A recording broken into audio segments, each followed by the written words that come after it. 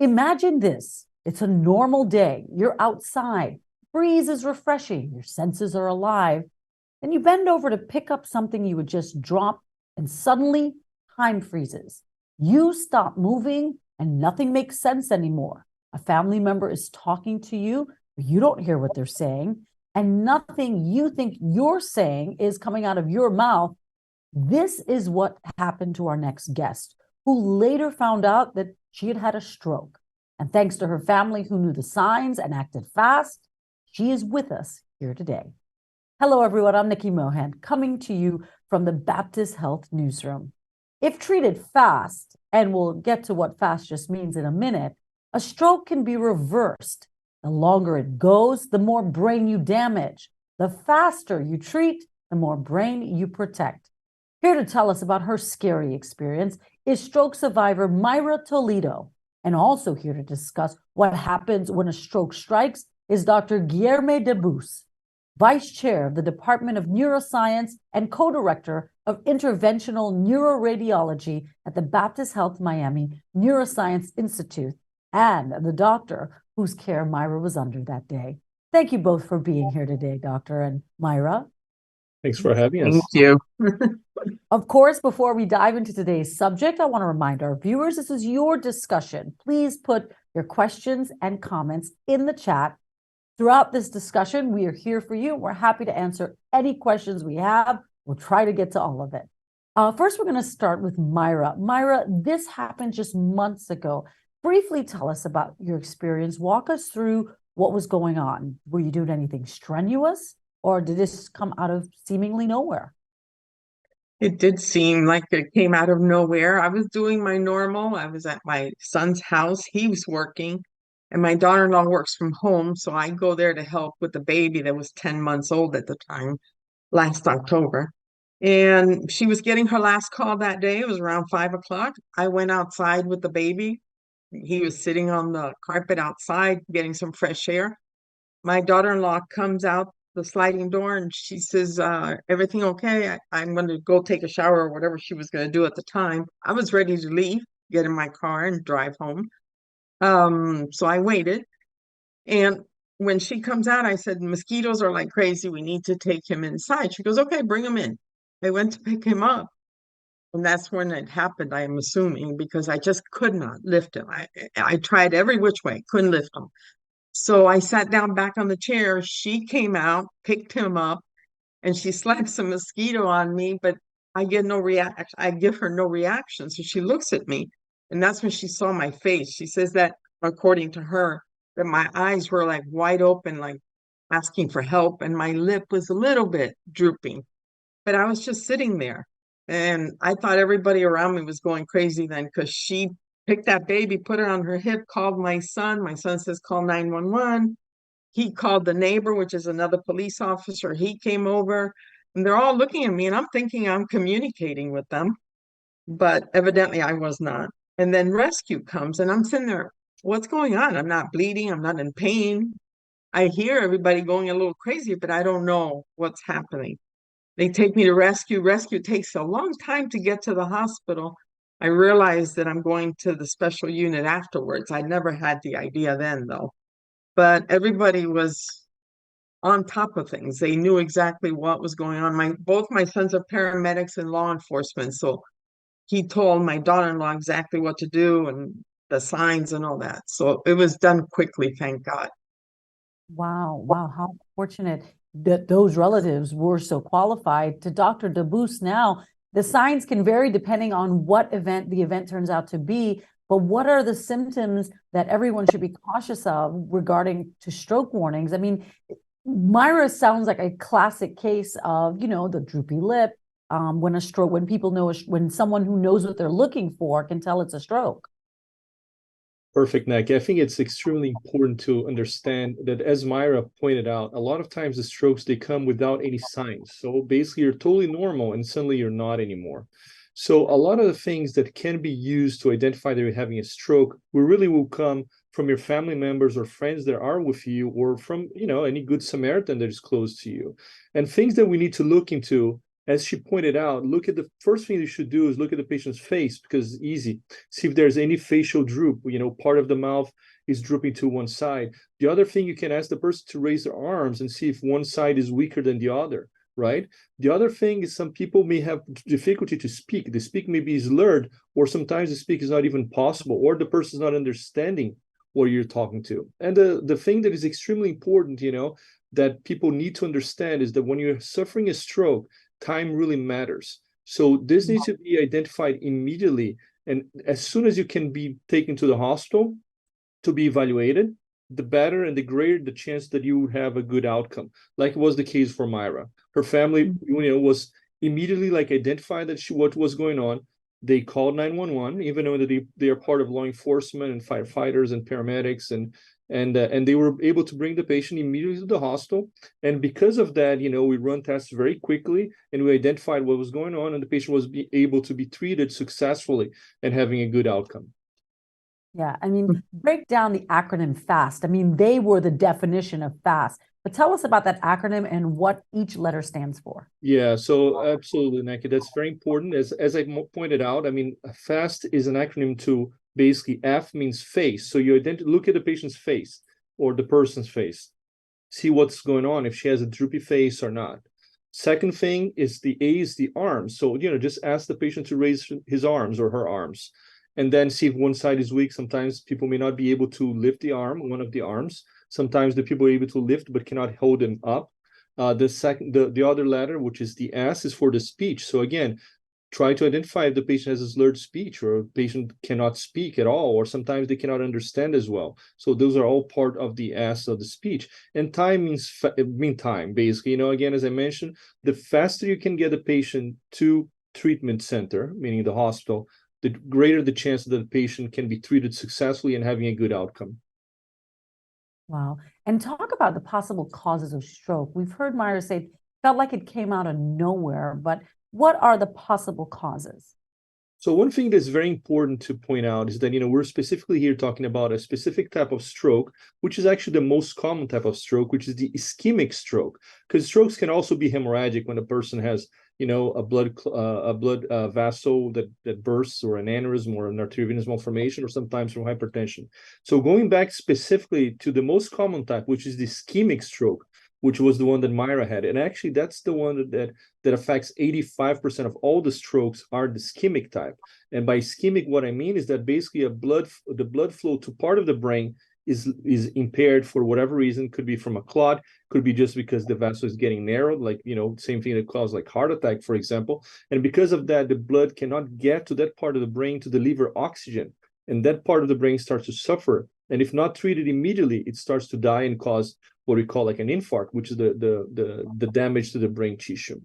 So causes for ischemic stroke are very similar to the same causes that cause heart attacks, for example. So hypertension, diabetes, smoking, high cholesterol, very, very important risk factors. There's another problem that can also cause some of the big, what we call a large vessel occlusion. When the large vessel in the brain gets blocked, a lot of those patients have either carotid disease or sometimes heart disease, like atrial fibrillation, or problems with the heartbeat that can cause clots to form in the heart, and then it can go to the brain and cause a stroke. So those are basically, of course, some of the examples of causes for the stroke. Of course, sometimes some people, about 30%, we don't find the cause, right? So that's actually very frustrating for everyone. But, we need to keep in mind that sometimes could be because the patient has, the coagulation is more effective on specific patients, or they are what we call hypercoagulable, so they can form clots easier. And if this clot goes to the brain, can cause, there's some other types of heart problems that can form blood clots that can go to the brain. So, but in general, the things that you can control, if you know that you have something like that, again, make sure your blood pressure under control, make sure you see your primary care, make sure your diabetes, your glucose levels under control. Cholesterol medication is extremely important. Don't smoke, be active, exercise. And if you do have a heart condition that predisposes you to have potentially a stroke, make sure you're in the correct medication, you follow up with your cardiologist. Yeah, so important. Myra, did you have any of these precursors, or was this one of these come out of nowhere strokes? I don't know if the doctor can address your particular case, but you're here. Well, I am here. Thank you, God. Yes, I had high blood pressure all the time, for sure. And I did not know that I have atrial fib. I didn't know it prior to the stroke. So that was another issue. And when I went to my primary, like Dr. Dabus had mentioned, he also told me, he says, you probably have sleep apnea. And when I did my test, I had severe sleep apnea. So they said the sleep apnea and the atrial fib and the high blood pressure is like a little ticking time bomb. Wow, that's why it's so important to have these conversations. You were so lucky to have a family member nearby who happened to be certified in some sort of science and first aid, who recognized the signs. They called 911. What do you remember from the moment it happened? You said you could almost see everyone moving around you and not do anything. Do you remember getting to the hospital? Where you were what were you aware of? Well, I was aware of everything. It's just, and like I said, I thought I was speaking, but I wasn't at all. I wasn't talking at all. So that was what, and I'm Cuban, so I talk a lot all the time. So when I'm not talking, you got to be careful because something's going on. But I remember getting into the rescue and everything and getting to the hospital. Once I got to the hospital, the big difference that I saw is that everybody was in a big hurry. They were fast, fast, fast, moving fast. I could hear them. I could hear them talking, move out of the way, get the elevator. And my husband even told me they were moving so fast he couldn't keep up. So I went into I'm imagining it's the MRI or the CAT scan, Dr. DeBoos. I remember hearing the machine taking pictures like crazy and all that. And I remember going into the room and having a big, big, huge TV. But that's the last thing I remember from that point on. From that point on, Dr. DeBoos was telling the family everything, and that was the bad part for them because I really didn't go through major trauma, so I thought. You're a tough cookie. You need to buy me a lotto ticket later because you're a I lucky know. one. Dr. Yes. DeBooth, so many people think this can never happen to them. They think, oh, I'm young, I exercise, I eat right, I look good, no problem. But in recent years, research shows strokes have been showing up in adults as young as in their 20s. Do we have any ideas of what are the factors behind this trend? So, so one thing that is important to understand is that, stroke can happen at any age, right? We have pediatric patients with stroke, right? They usually have more specific causes for it, which is usually not related to hypertension, diabetes, smoking, high cholesterol. But one of the reasons why there's definitely like a decrease in terms of age of people like being affected with stroke has to do with like changes in lifestyle, right? People are more sedentary nowadays. They exercise less. They have, worse like eating habits. So a lot of this contributes to this, increase in strokes in younger patients. There's also like another thing that is important to consider is that there's some specific types of stroke that may occur in younger patients more often than in older adults, which is sometimes related to what we call like a vessel injury or a dissection of the carotid. So some people, for example, when they're like lifting weights or things like that, they can actually just by increasing pressure just tear the vessel in the neck, and that can form clot too. Now that's, of course, that's a very small risk considering everybody that exercise, and that should be the case, but some people may have younger patients with a stroke. It's something that we always think about. So I think, again, it's a combination that stroke can happen at any age to basically not, I want to say a deterioration in lifestyle, but definitely like decreasing exercise, having like a more sedentary life early on. I think that's all contributing to this like increase in stroke rates in younger patients. One more reason to get out there and walk every day. Absolutely. What are each case is different. What are the short-term and long-term effects of having a stroke? And what can stroke survivors and their loved ones expect? How are recoveries? What determines if somebody's going to have a good recovery? Yeah, so that's an excellent question. I think in general, this is something I always tell my patients. So stroke can be very different depending on the patient, right? So basically, you can have from a small stroke that people may even not have any significant symptoms. They recover after like few hours or after a day or a couple of days, and you can have like really large, devastating stroke. So it's important to understand that no matter really what kind of stroke you do, you really need to kind of formulate the plan according to the symptoms and to the disability that you're having at that time, right? So a patient, for example, that have just, have a stroke in the back of their brain, is just kind of feeling dizzy, unbalanced. these people tend to recover faster, and they may go like through rehab and go back to their normal self, like after, you know, few days or few weeks. Now you have patients with large strokes, for example, like, let me say this, Myra's stroke, if had not been treated timely, it would be a major, massive stroke, and she would probably be paralyzed on the right side. She would probably not be able to speak. She would probably be fed by a feeding tube. She would probably be a tracheostomy. So, of course, those patients in general don't tend to do very well, but it's important that some, even with larger strokes, if you work with physical therapy, there's a good chance that you will improve, you know, to a certain extent, that sometimes you can go back to do everything independently, which a lot of times is the goal for the stroke. So I think, you know, again, to summarize my answer, it really depends on what kind of stroke you have. If you have a small stroke, most of the patients recover very well from it. Even if you have minor disability, most of the people are able to carry on their daily activities normally. But if you have a large stroke, yeah, you may be, you know, unfortunately in a very bad situation. It makes it very difficult to recover no matter what you do. But it's important to really work hard at physical therapy if you're a candidate, and that's actually proven to help a lot. Yeah, and as we can see in the case of Mayra, I mean, you can come back and live a good life. Some people literally take years to recover, but Mayra, your stroke was just 6 months ago. How are you doing mentally and physically? I'm doing great. I mean, I sometimes I didn't even believe that I had a stroke because I just have no side effects to it whatsoever. Of course, my whole entire family is my support system. So they were all involved with it. And now whenever I bend, don't bend over, don't do this, don't do that. But otherwise, I'm doing great. I mean, I'm taking care of my grandkids again, and I walk, I run, I do everything with them and enjoying life. And I thank God for my support family, that my daughter-in-law was there at the time and took up the issue of calling somebody. And I thank God that I had Dr. Dabus taking care of me. So those two things really help. Myra, Wow, you're that's very amazing. kind, but I think I want to say something that you pointed out and you mentioned is extremely important. So no matter what kind of stroke you have, having a strong family support is extremely important. So I tell the patients, you know, it's sometimes going to be a long road, and it's going to be a rocky road, don't get me wrong. But with strong family support, with rehab, working hard on that, a lot of the patients can actually come around pretty well. So I think that's an important message. And I'm very happy that Mayra had all the support that she needed to basically be normal, you know, almost like very soon after the treatment. Right.